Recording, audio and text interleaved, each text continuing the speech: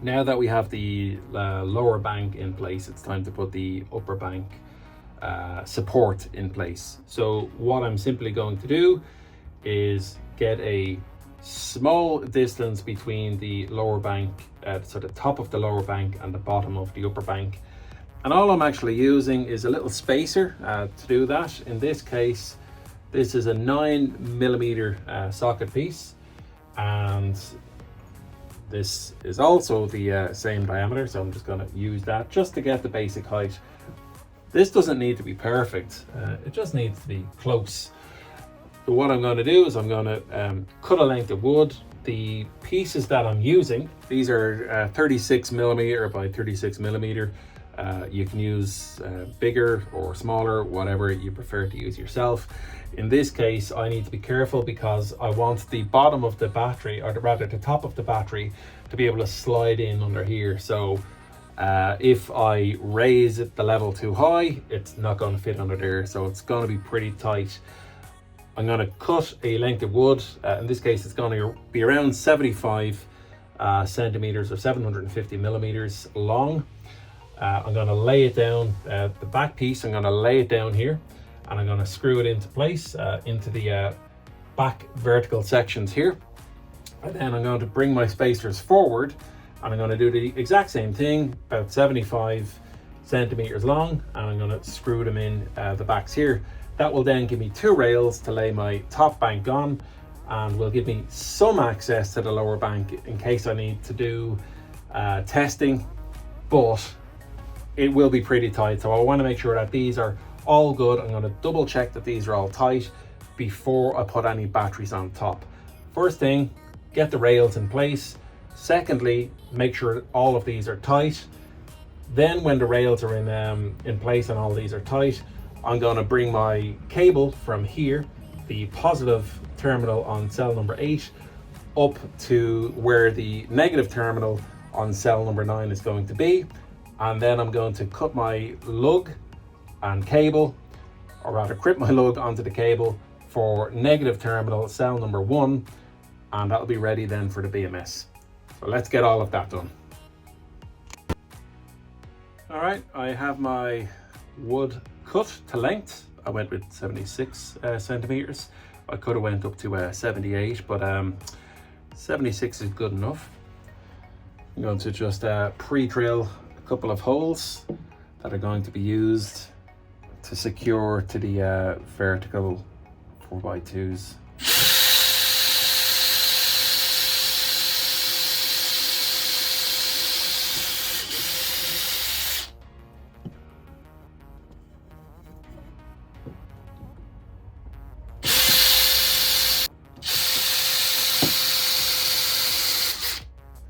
These aren't even going to be seen, or at least the holes aren't going to be seen, so it doesn't really matter too much where they are.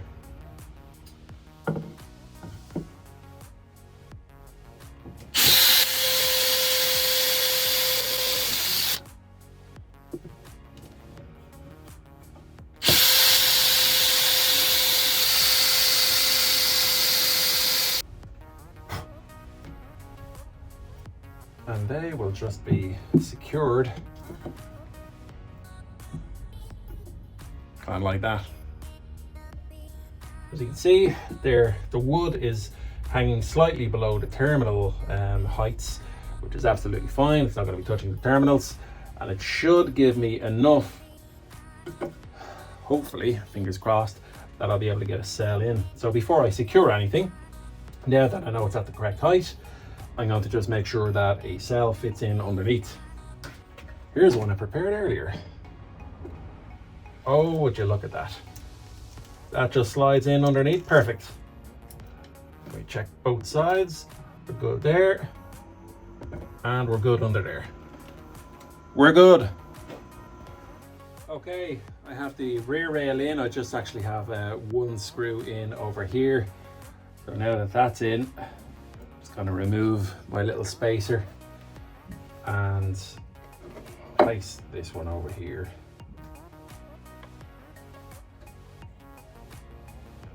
There we go.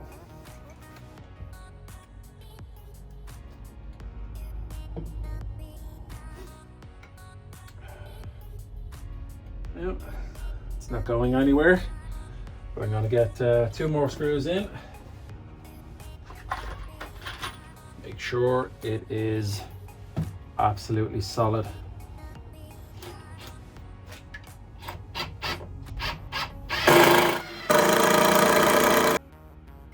This one might be slightly more challenging, but let's see where we get.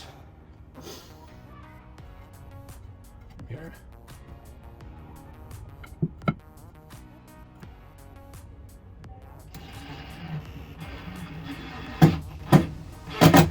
I'm just going to get another 2 screws, so 1 in each side, and then the support rail is ready to go.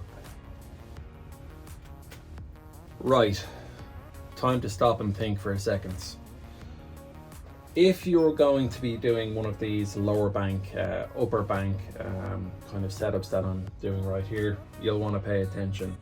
You can pay a lot less attention if you're just laying them all out on the floor like some people do.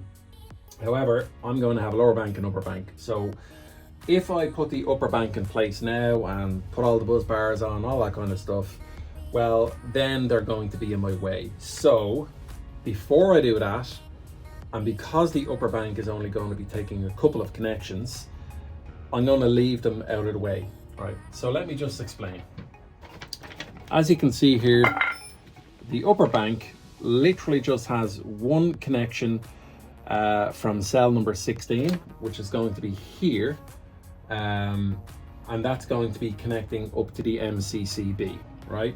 So what I can do in that situation is I can just put cell 16 here on its own and take a measurement of where the cable needs to be, which is going to be, let me see, it's going to be positive end here. So I'm going to be running a cable directly up here and into input number 3. So on the left side here, I have 1 and 2. That's where, let me see the other side. That's where the negative is going to be, 1 and 2. And then I have 3 and 4 on the right hand side. So 3 is the input for the positive and 4 is the output for the positive. And from there, that's going to run into the T fuse. So I'm going to get all my cabling ready from there. So T fuse up to the MCB, output 4, and from the input number 3, that's going to be running down to positive cell number 16, which is literally just going to be right here. That's where the terminal is going to be at the front. I can get that ready. Now, the other connection on the top bank is going to be cell number 9. So cell number 9, I'm going to have the negative right here. So I already have that cable cut. I'm going to lug it up and basically have it ready for those cells to be in place.